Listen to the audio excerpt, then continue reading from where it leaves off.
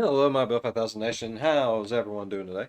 Hopefully, everyone's having a great day. If not, hope it gets better from here. All right, we are back with a new MrBallen video. This one is titled "Come One, Come All: Most Up Circus Act on Camera."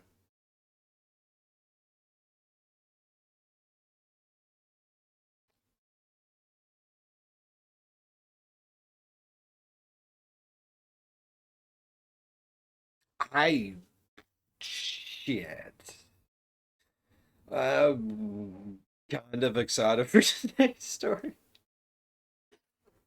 All right, let's Let's get into it. Go ahead, turn them lights down low, put on something comfy, cuddle up with someone special. Let's get creeped the hell out. Why not? Why not? Shit. There are a handful of images that periodically make the rounds on the internet because they're so shocking and horrible looking that most people assume they are fake, but they're not. Today, I'm going to tell you a wild story that is the background to one of those photos. And then at the end, I will show you this totally bizarre and shocking photo. But before we get into that story, if you're a fan of the strange, dark, and mysterious delivered in story format, then you've come to the right place because that's all we do, and we upload once a week. So if that's of interest to you, please wire the like button's bedroom lights to turn on every time the like button gets in bed. Also, please subscribe to our channel and turn on all notifications so you don't miss any of our weekly uploads. Okay, let's get into today's story. Anyone else ever feel bad for the like button? Just not all the time, just periodically, just as like, oh.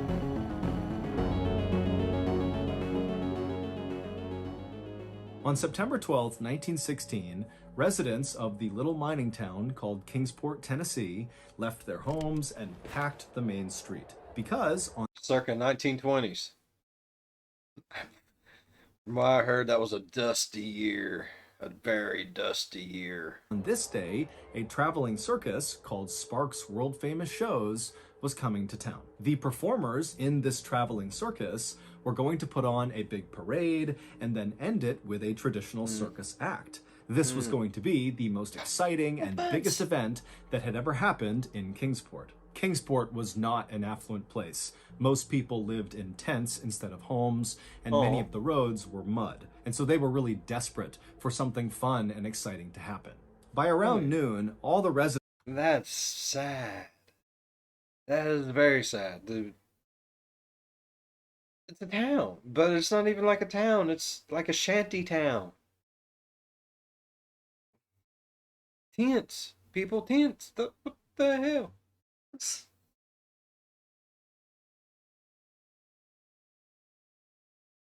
I would be scared if the circus came to town and my house was a tent. What if they thought it was part of the circus and they took it with it? Oh, my kids was still in there. They're part of the circus now, man.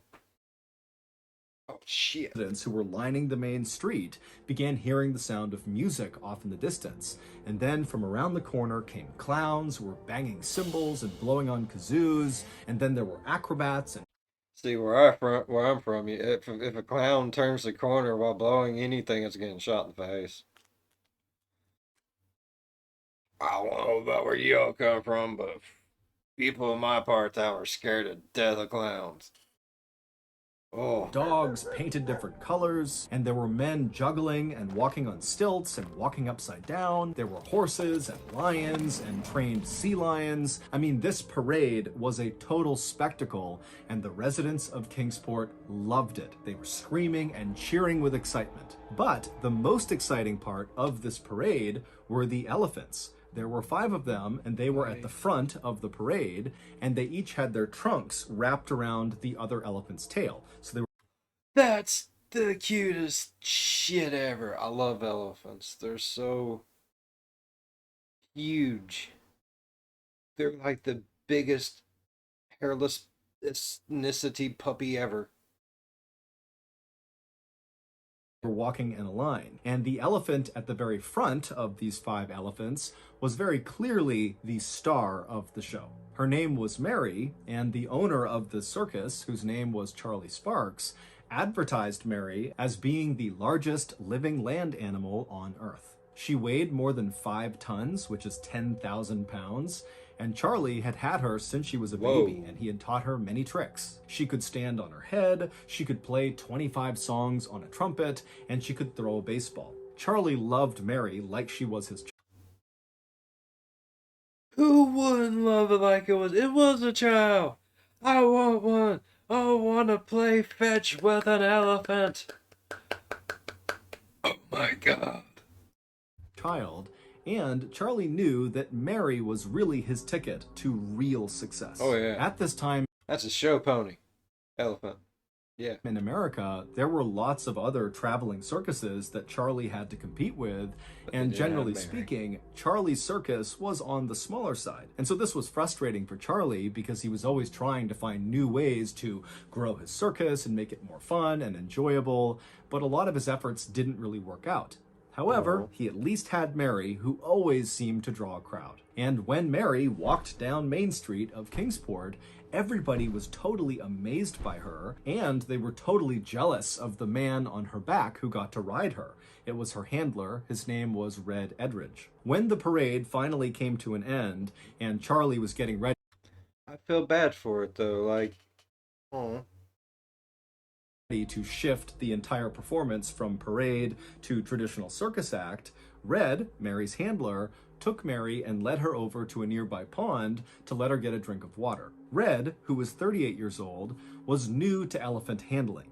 In fact, Charlie had hired him just a day earlier when Charlie's show had passed through Virginia, where Red was working as a janitor. Animal handlers in Charlie's show were all trained to treat the animals gently, especially Mary. But Red was a grouchy person who was a very skinny guy with bright red hair, and he had been teased for much of his life, which had kind of made him a mean person. And so as he and Mary are walking over to this pond, Mary saw a watermelon on the ground and stopped to eat it.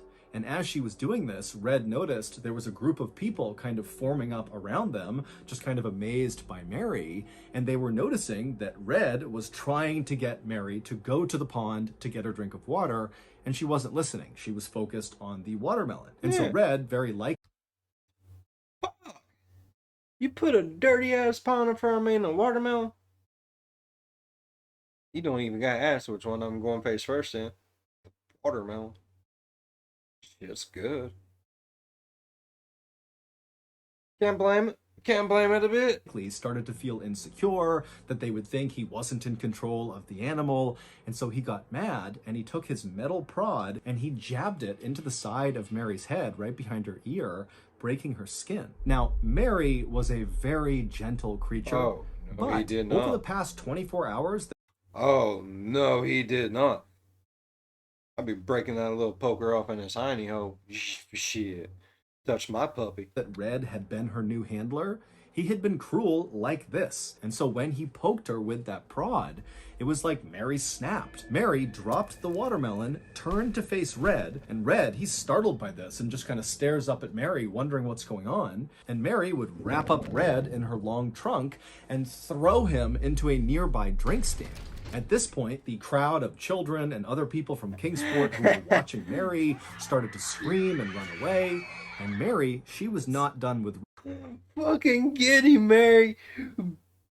Stomp on his face, the son of a bitch. Red, who was now groaning and rolling over onto his back. Mary walked over to Red, and then she got up on her hind legs and came crashing down directly, all 10,000 pounds of her, onto Red's skull, killing him instantly. Oh, Charlie shit. heard all this commotion over near...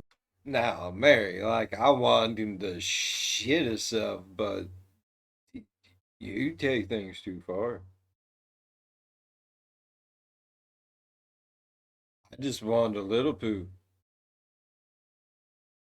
She turned his whole life to poo.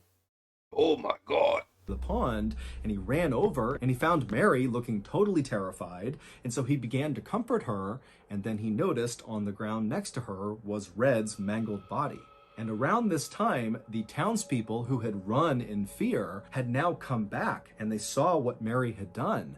And instead of being scared of Mary, all these townspeople got angry and began screaming at Mary the elephant, "Murderer! Murderer!"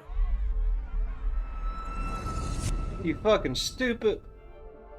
Man, I hate ignorance. So, please tell me that poor elephant didn't have to suffer because of those dumbass commercial. Mr. Once the Ballen. news headlines fade about whatever terrible thing happened to them, the victims of violent crime and their families are often left to pick up the pieces of their shattered lives all on their own. Yeah. This is why we started the MrBallen Foundation. It is a registered 501c3 charity whose sole purpose is to help these forgotten people. However, we can't do it alone. Since last year, with your help, we were able to raise and give away to victims of violent crime and their families nearly $500,000. And this year alone, our studio, Ballen Studios, is going to donate $1 million. And to be clear, the MrBallen Foundation does not make a profit. Zero. Meaning 100% of your donations to the foundation go to the cause. Not to overhead, not to salaries, nothing. It's just the cause. So if you're looking for a highly transparent, very active charity that is just trying to do the thing we say we do to support victims of violent crime and their families, then look no further than the MrBallen Foundation. To make a donation, simply go to MrBallen.foundation and click on Donate. Again, that's MrBallen.foundation and click Donate. Boom. Easy peasy, living squeezy. This was, of course, Hate a that worst-case scenario for Charlie, just from a business perspective, because Mary was the star of his show, and she had just very publicly killed her handler. In the hours after Red's death, news of murderous Mary began spreading around town and to other towns nearby, and before long there was a mob of people trying to kill Mary who had to be held back, and then also the sheriff of Kingsport at some point came up to Mary and fired his gun at her, but Mary was so big and her skin was so tough, the bullets did not penetrate. Also, within hours of Red being killed, the town that Charlie and his circus were supposed to go to next sent word that they were not allowed to come if Mary was going to be with them. Charlie knew that at this point, even though Mary had been the star of his show, that if he didn't get rid of her, he would be out of business. He'd be financially ruined. However, he loved Mary. She was his oldest and most loyal partner, and he couldn't imagine giving her up. But Charlie was also very ambitious, and he had a whole crew of people in his circus that depended on doing these shows to make a living. And so, on the night of Red's death, Charlie would lay awake all night just thinking about what he was going to do. And by early the next morning, Charlie had come up with a plan. Charlie ordered his entire circus to pack up and get back on the train. They were going to head to the next town called Irwin. And Charlie said, once they got there, they would put on a show that no one in the world had ever seen before. Sparks' world-famous shows arrived in Irwin at about 10 a.m. that day, and immediately all the performers began setting up for this big show, which again would start with a parade, followed by a circus act, and then a grand finale. Now, Irwin was already packed by the time the circus actually arrived, because news of what Charlie had planned for this grand finale had reached Irwin and the surrounding towns, and so everybody had flooded this town to see it. At midday, Charlie's team was ready, and they began the parade, but Mary was not a part of the parade. Instead, she was chained up inside of the main circus area where the circus act would take place after the parade ended.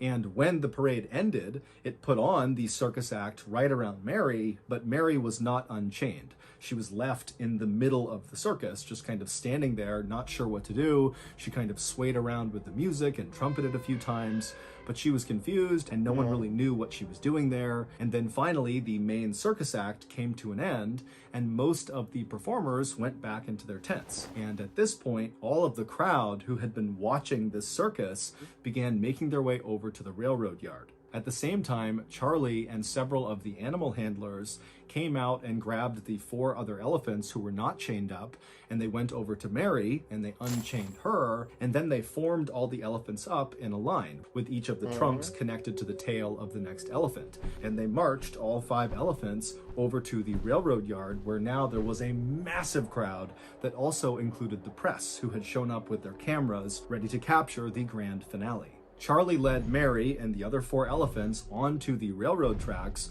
which were up on this embankment. And once they got up there, Charlie halted the other four elephants and sent them away with their handlers and left Mary all alone on the railroad tracks. And at this point, as Charlie is consoling her, one of the circus performers came over and chained Mary's back legs to the railroad tracks. Now, Mary was extremely well trained, and Charlie is right there comforting her. And so even though she was nervous, No. No.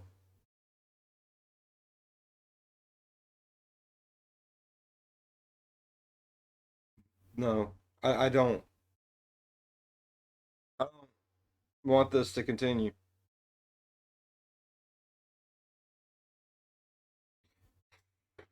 as she was getting chained up, she didn't try to fight it. And as this was happening, a railroad worker climbed into a machine called a derrick, which is basically a big crane that's able to lift heavy things like lumber off of the railroad cars. And so this worker hops in the derrick, which is on tracks, and he brought it over right behind Mary.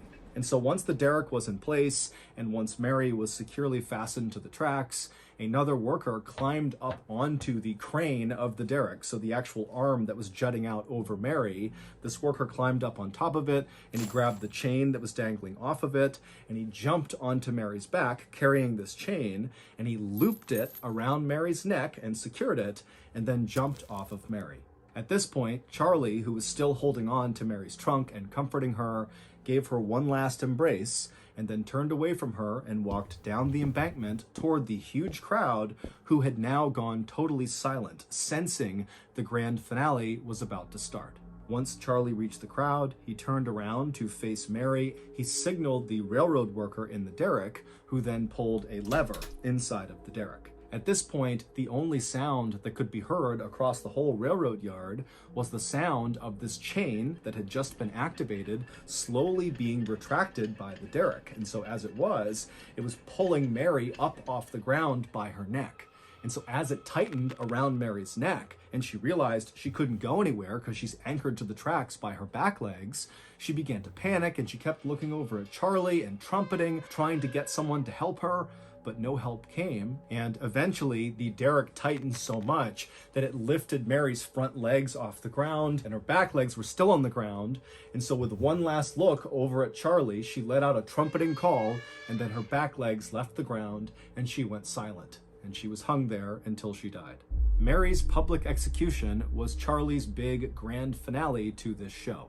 He had killed off this murderous elephant in an effort to appease the masses and save his circus business. And it did work. His circus continued to grow for a number of years. I mean, lots of people were interested in coming to see whatever he was doing because of the infamy around Mary. But after killing Mary, Charlie was never the same. He would actually retire early and then die in 1944. Today, Erwin, Tennessee is still known as the town that hung the elephant. So that's going to do it. If you enjoyed today's story, be sure. No. No, I did not enjoy today's story. What the hell, Mr. Ballen?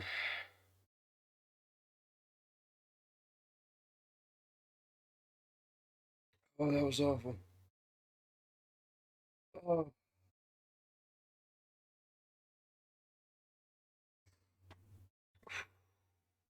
I didn't like that at all. Not at all. Little scrawny son of a bitch got what he fucking deserved. I'm sorry, he did. I don't care. If motherfucker would came up behind me with a pokey and stabbed me and draw blood, I would have stomped on his fucking head too. I'd be damned. Oh. Hmm.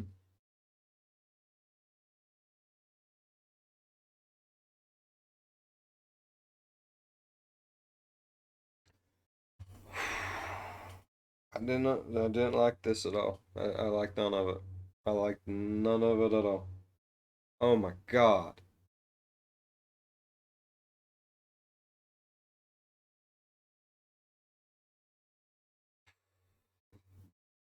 Rest of my day is shit now. All right. If this video has just pissed off anyone else as much as it has me, go down there, hit a thumbs up. Let me know just how angry everyone is. It's not Mr. Ballen's fault. People are shit. He's just telling the story. I'm not mad at Mr. Ballen. Like I appreciate, you know, it's a part of history I didn't know. I appreciate it. I have no problems with it. But my God, that was awful. People back are fucking. I need to go before I say something I'm going to live to regret. Hmm. You're a fan of the spooky, scary, strange, deranged things that just that this he was right. It's fucked. It is fucked. I cannot stress enough how fucked this is. Think about subscribing. We're all fucked. Fuck it. I don't know. I'm done. I'm out. As always, be good to one another. I'll see you in the next one. Bye bye. Oh my God. I would not. I would not. I would not have killed my bestest friend in the world. No. There's no. Nobody could talk me into that. No.